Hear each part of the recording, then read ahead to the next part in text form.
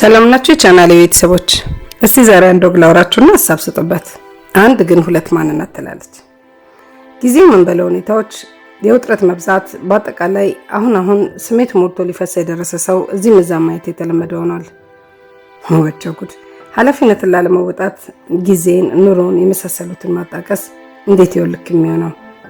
የሆነ ጊዜ ላይ በመጨናነቅ በሁኔታዎች መደራረብና በተለያዩ ምክንያቶች ያበላሸናቸውን ግንኙነቶች መጠገን ቀላል አይሆንም። በተለይ ደግሞ የጉዳዩ ባለቤቶች ሆነን ጣታችንን ወደ ሌላው እየጠቆምን ዛሬን ማለፋችን ነገ ተራራክሎ ከሚመጣው ችግር ወይም ተጠያቂነት በፍጹም አያድነንም። ይህን የሚያስብሉኝ በመንገዴ ላይም በተለያዩ አጋጣሚዎች እንዲሁ የሚገጥመኝ ብዙ ነገሮች ስላሉ ነው። ያው ከዚሁ ከአካባቢያችን ቀድሞ ነበር እንጂ መጥኖ መደቆስ አሁን ምን ያደርጋል ድስት ጥዶ ማልቀስ እንደሚባለው አይነት። ለምሳሌ በቀደም በሉት በአጋጣሚ እናትና አባት ልጆች በተለያየ መንገድ ይፈጥራሉ። ያው እንግዲህ የተፈጠሩት ልጆች ግን ናይ ስላላቀደን እኛን አይመለከተንም በማለት ልጆቻቸውን ወይም ልጃቸውን በሞራል በአካልና በስብዕና መጉዳት አይችሉም ወይም አይፈቀድም። ለኔ ይፈቀዳል ብዬ አላስብም። ካጠገብ አድርጎ በፍቅር ያለውን አካፍሎ ሲለው አቀማጥሎ የሚያሳድገው ሌላ ልጅ ኖሮት ሌላኛውን አብሮት ለመሆን ያልታደለውን ደግሞ እድል ባይልለትም ፈርዶበት ከሱ የተፈጠረውን የስጋውን ክፋይ መፈጠሩን ረስቶ ኃላፊነቱን ትቶ ሲታይ ምን ይባላል ይሄ? የአባቱ ልጅ ወንድሙ የተወለደበትን ቀን ተደግሶለት አንተ የመጣበት ቀን ለኔ ልዩ ነው በሚል መልእክት ጉርሻና ፍቅር በስቶለት ሳለ ይሄኛው ባይሳካ እንኳን እኩል ማድረግ ባይቻል እንኳን እንዴት ስሙን ለሰጠው ልጁ ወይም ለሰጣት ልጁ ትኩረት ይነፍጋል።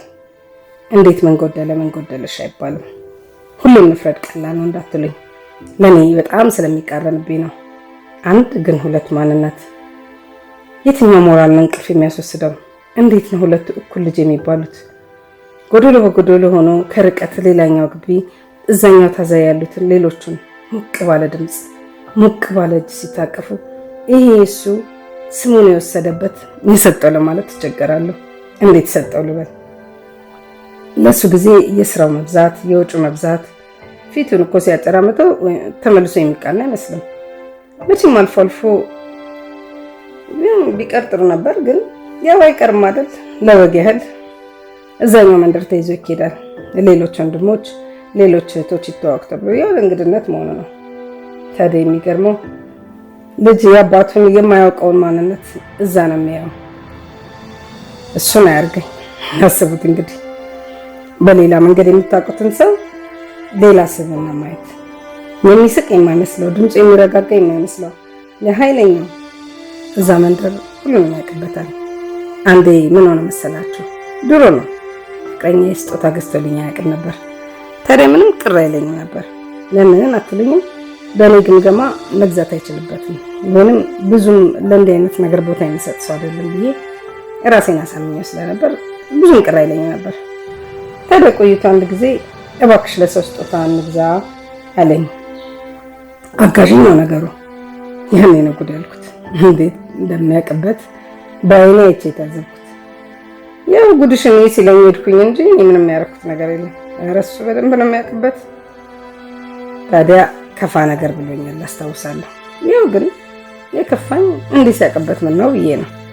ይህን ያነሳሁት ሁሌም የተተዉ የምሰላቸው ወይንም በእርግጥም የተተዉ ልጆችን የሚጎዳው ለእሱና ለሌላኛው ልጅ ያለን አስተዳደር ወይም አያያዝ የተለያየ ሲሆን ነው። አባቴ ኃይለኛው ነው።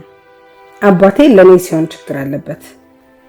የመጀመሪያው ባህሪውን ሲያመለክት፣ የሁለተኛው ግን ሁለት አስተዳደርን ያሳየናል። በእንግሊዝኛ ደብል ስታንዳርድ የምንለው አይነት። ይህ ነው የልጆችን ተስፋ የሚያጠፋው። ኮስታራ የሚመስላቸው አባት ፊቱ ድምፁ የሚበራበት ሌላ ቦታ እንዳለ ማወቅ፣ ሌላ የሚስቅለት ልጅ፣ ሌላ የሚሞት ልጅ እንዳለ ማወቅ። ይህ እንዴት ፍትሃዊ ይሆናል? አሁን በተለያየ አጋጣሚ የተለያዩ ታሪኮችን እንሰማለን። ምን የሚቸግር ነገር እናቴ የራሷን ልጅ አልፈልግሽም ለማለት ድፍረት ያገኘችበትን በቅርብ ሰምተናል። ይቺ እናት ይሄኔ ሌሎች ልጆች ይኖሯታል፣ የምታቀማጥላቸው የምታሽበለብላቸው። ታዲያ ይሄ እንዴት ልክ ይሆናል? ሁለት እኩል መብት ያላቸው ልጆች በተለያየ ሁኔታ ማስተዳደር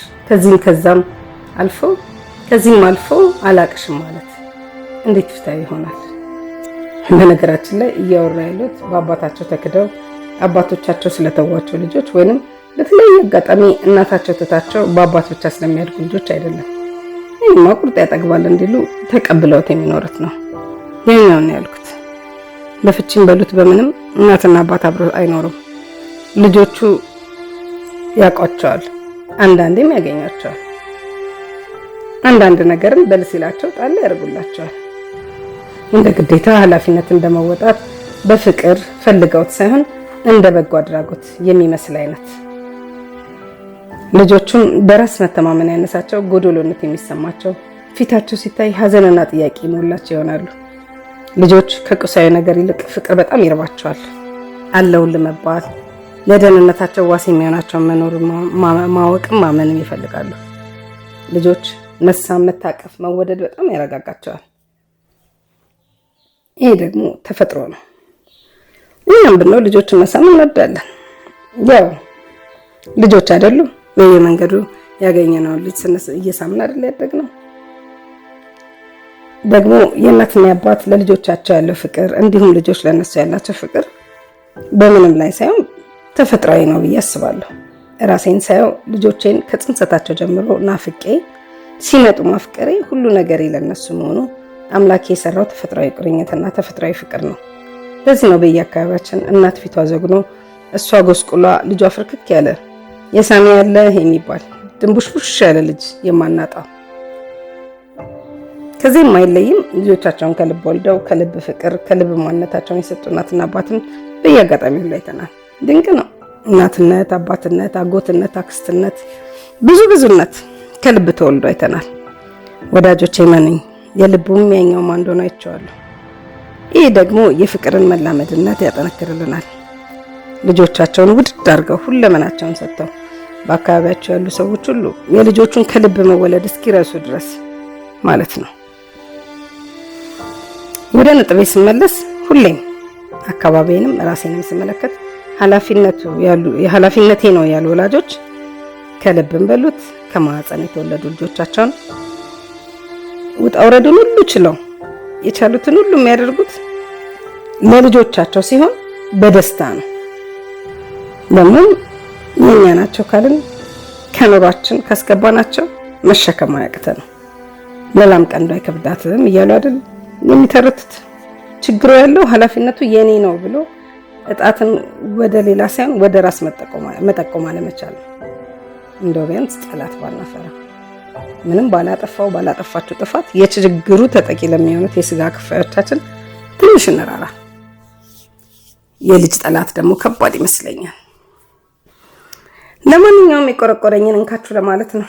ሀሳብ ካለ እቀበላለሁ። መልካም ቀን።